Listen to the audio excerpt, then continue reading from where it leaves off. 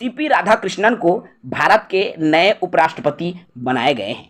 आखिर कौन है उपराष्ट्रपति सीपी राधाकृष्णन?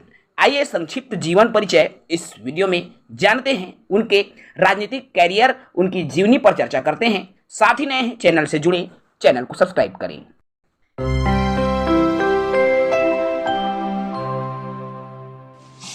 सीपी राधाकृष्णन जी, जिसको भारत के नए उपराष्ट्रपति बनाया गया है, इनकी संक्षिप्त जीवनी की बात करूं तो चंद्रपुरम पुन्नुस्वामी राधाकृष्णन इसका पूरा नाम है। चंद्रपुरम पुन्नुस्वामी, जिसे हम सीपी राधाकृष्णन के नाम से जान रहे हैं। इनका जन्म 4 मई 1957 को हुआ था। यह एक भारतीय राजनेता है। इनका जन्म जो है 1957 को हुआ है। राष्ट्रीय जनतांत्रिक गठबंधन से भारत के उपराष्ट्रपति पद के ये उम्मीदवार थे, जिन्हें आज उपराष्ट्रपति बनाया गया है। अगर बात करूं तो ये जो है भारतीय जनता पार्टी के सदस्य थे और कोयंबटूर से 2 बार लोकसभा के लिए भी चुने गए थे।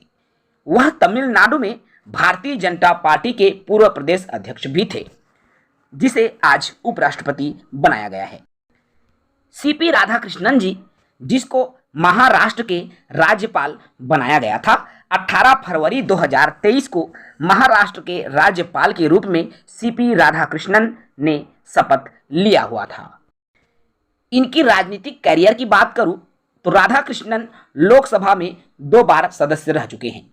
सन 1998 के कोयंबटूर बम धमाके के बाद 1998 और 1999 के एक आम चुनाव में उन्होंने भाजपा से टिकट लिया और जीत हासिल की।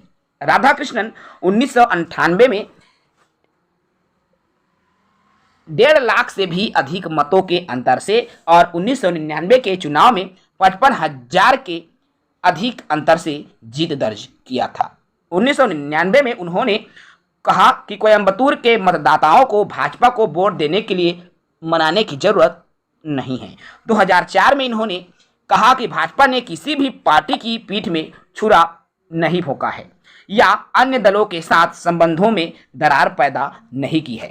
द्रविड़ मुन्नेत्र कड़गम द्वारा भाजपा के नेतृत्व वाले राष्ट्रीय गणतांत्रिक गठबंधन राजद के साथ अपने संबंधों को समाप्त करने के बाद 2004 में गठबंधन बनाने पर काम करने वाले राज्य के नेताओं में से ये एक थे। राधाकृष्णन ने बाद में 2004 के चुनाव के लिए अखिल भारतीय अन्ना द्रविड़ मुन्नेत्र कड़गम के साथ संबंध बनाने के लिए राज्य इकाई के साथ काम किया। 2012 में राधाकृष्णन ने राष्ट्रीय स्वयंसेवक संघ के एक कार्यकर्ता पर हमला करने वाले दोषियों के खिलाफ निष्क्रियता का विरोध करने के लिए मेट्टुपाटयम में अपनी गिरफ्तारी दी। इसके बाद ये जो है दक्षिण और तमिलनाडु से भाजपा के सबसे वरिष्ठ और सम्मानित नेताओं में से एक है और 16 साल की उम्र से अर्थात 1973 से 48 साल तक राष्ट्रीय स्वयंसेवक संघ और जनसंघ से सीधे संगठन से जुड़े रहे हैं।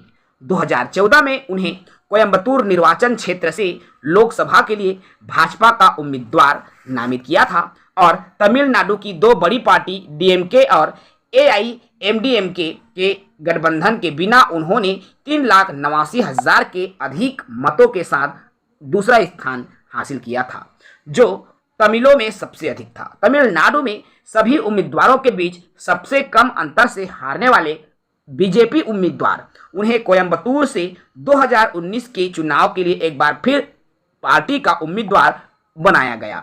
18 फरवरी 2023 को उन्हें झारखंड का 10वां राज्यपाल भी बनाया गया था।